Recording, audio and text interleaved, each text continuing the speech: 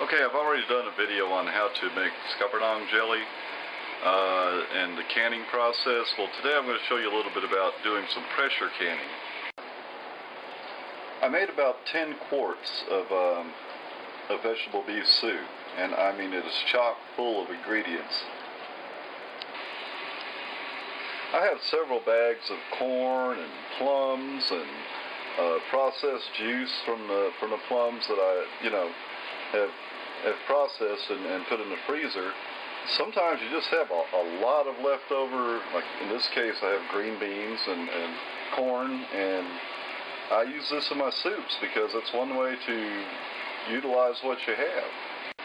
Before I begin to explain any of this process to you, this is important as well as with the jelly. Anytime you're doing canning, you really have to be certain of the conditions around where you're working and the utensils you're using, the pots, the pans, everything really needs to be immaculately clean. In this process, what I'm using is a 12-quart pressure canner. These things are very handy because you can also use them for cooking, which I did cook the soup in. And, in this case, I cooked 2 gallons of soup, which is incredible, or more than 2 gallons. And, you can make a little bit go a long ways for a little bit of money when you do this. But here's a canner. What makes it different than a normal pot is, well, of course, the structure of it. It is made to handle a lot of pressure. The pot is made to handle plenty of pressure. And the lid is designed where you have a steam outlet. And when this lid is locked down on the canner, it will build up incredible pressure and extreme temperature. That's why you're able to cook food so fast with the pressure canner.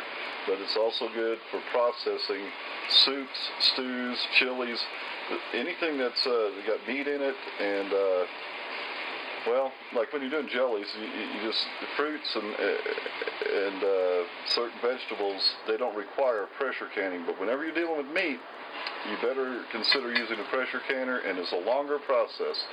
Years ago, people were kind of afraid to use these things because, well, one of the features we have here is a fail-safe. It's just a rubberized button that if something starts to go wrong, this will pop out and the steam will escape. It used to be, though, that didn't happen, and these things actually blew up, and a lot of times it was fatal. Well, we don't want to go into what the bad part of that could be, but we don't have to worry about it with today's pressure canners. There's also a feature that will not allow you to remove this lid until the steam has safely escaped from the pot. It's a locking lid, and until it cools down enough where it's safe, you will not be able to remove this lid from the pot. So it's very safe to use them now.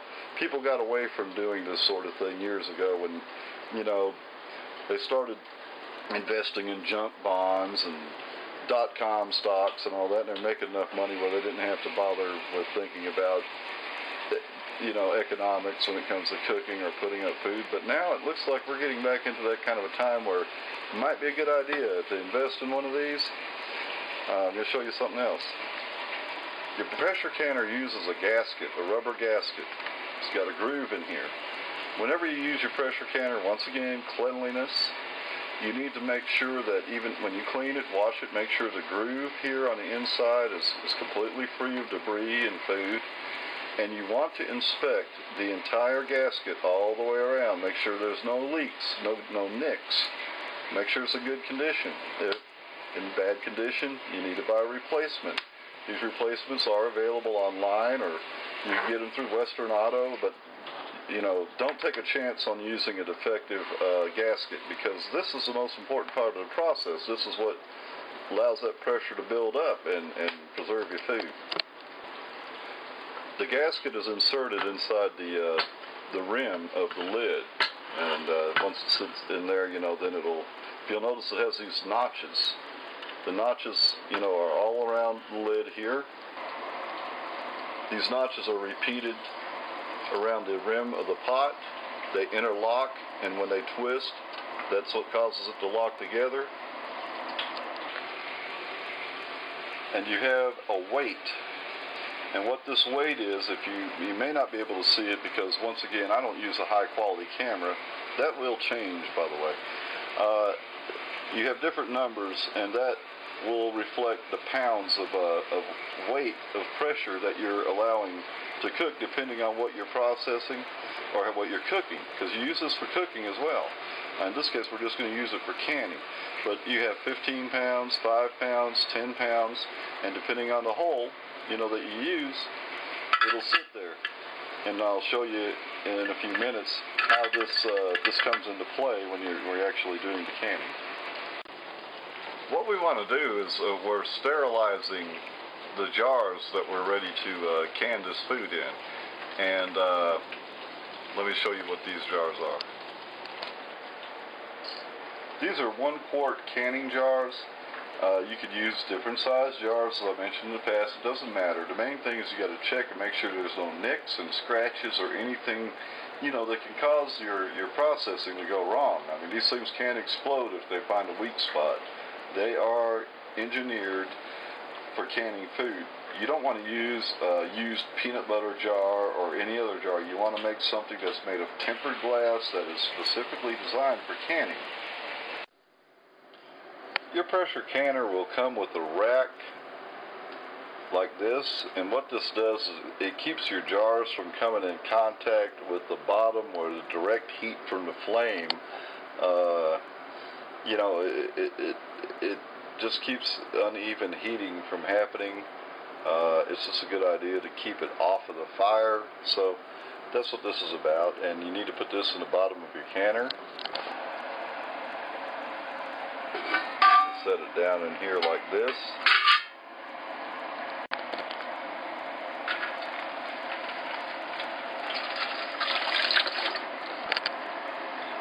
Unlike water bath canning, you want to just add this much water here because you're not trying to cover the jars. The whole idea is you're pressure canning and you're using steam. I have 8 quarts. Since this will only allow me to process 7 quarts, I'm only going to process 4 quarts at a time in 2 batches. When you're doing less than the 7 quarts, the maximum, you need to add another 500 milliliters of water, as I'm doing here, and it just kind of makes up for the volume. Okay, again, here we go. I am not trying to advertise this product, but you would think I would. But there's several different types of canning lids out there, and I just happened to get some of these. There's a dozen of these lids here in this box. Well, we're only doing 8 jars, and they're the same exact lids that that we had last time when we did the jelly. So here we go again with the soup, and I'm going to go ahead and take it out. Take these out of the box. I believe that's 8 right there. See, 1, 2, 3, 4. Yep, that should be 8. And we're going ahead and put them in the water and get them sterilized. We'll just drop them in here, and like I mentioned before, we don't want them to be boiling. We don't want this water to start boiling on us. It's not necessary. We just need it very hot. That'll sterilize it and soften the rubber around, so it'll have good contact with the jars when we go to actually put it in the pressure canner. Okay, what we have is one of these stock pots, and you want to make sure that when you're stirring this stuff, you want to get out here and regularly do it, because these stock pots, they're very good for large quantities of food. And the thing about it is that they are thin-walled, so you've got to get in here and with regularity come back here and stir it. Otherwise, you're going to get a lot of scorching on the bottom, and you are going to get scorching. There's no way really to avoid that, but you really don't want to get bad where it's actually burning in the food. Some of it's going to stick on the bottom. Don't worry about it too much. I mean, that's part of it. But let's keep it suspended and come back every few minutes to make sure, and then keep your temperature low.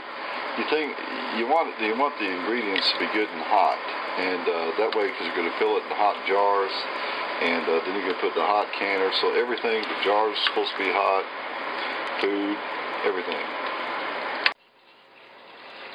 Okay, we're back here at the dishwasher. Let's see where we are with these jars. Okay, now if you notice a lot of steam escaping, these are sanitized jars. We're only going to do a couple at a time. Whenever you're pressure canning, make sure that you leave plenty of headspace, and that's about 1 inch. Your jars will be marked, indicating that, and you want to make sure that you use those marks whether you're canning half pints or quarts. Okay, and just like we did in the jelly recipe, we want to wipe these lids off, the lids, but the rims of the jars, the top edge of these jars and around where the lids, or rings as we like to call them, fasten. We want to make sure that's clean. We got to make sure there's no food or debris, anything to block that seal when it goes to sealing up. We don't want any food particles or anything like that in there, and we want to make sure it's clean. Okay, now we're at that point where we say it's time to put our lids on here, and so I'm going to get lids out. And just like we did in our jelly recipe, we have to take them out. We're going to blot them dry, and you're thinking to yourself, it's unusual. Who come up with this idea? Well, I'll tell you who come up with it. France came up with it. Back when they were at war, Napoleon's troops needed food. You know, the soldiers had to have food. A lot of inventions come out of necessity during wartime, and they needed to keep food from spoiling while they were gone for a long time. So they offered a prize of how many, I don't know how many francs, I guess 5,000 francs or whatever it is, to the first person who come up with an idea to be able to preserve food for a long time. And that way they can keep their armies fed. And because of that, now we have canning. Sometimes it takes unfortunate events to force us into coming up with innovative ways to do things.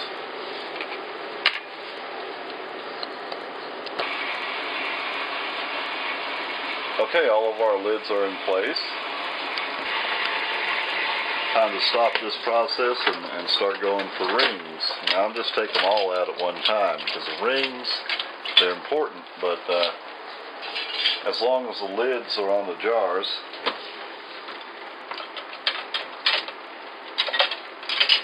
we can be pretty well sure that our sanitary process is doing good. Okay, we're going to take these rings like we normally do, like we did with the jelly. This is no different than any canning process. You just want to wipe them dry. It kind of helps, and make sure that they go on your jars nice and not as tight as you can get them, but just snug. Snug is the key. And the reason why is you want some of that, you want that pressure to get into the food. And it gets very hot, but when it goes to escape, then it's going to create a vacuum, and that's when it's going to pull that lid back down tight to the jar, and that is going to be a perfect seal. The rings are just there to hold them in place until that vacuum seal takes hold. After that, the rings aren't doing a thing for it.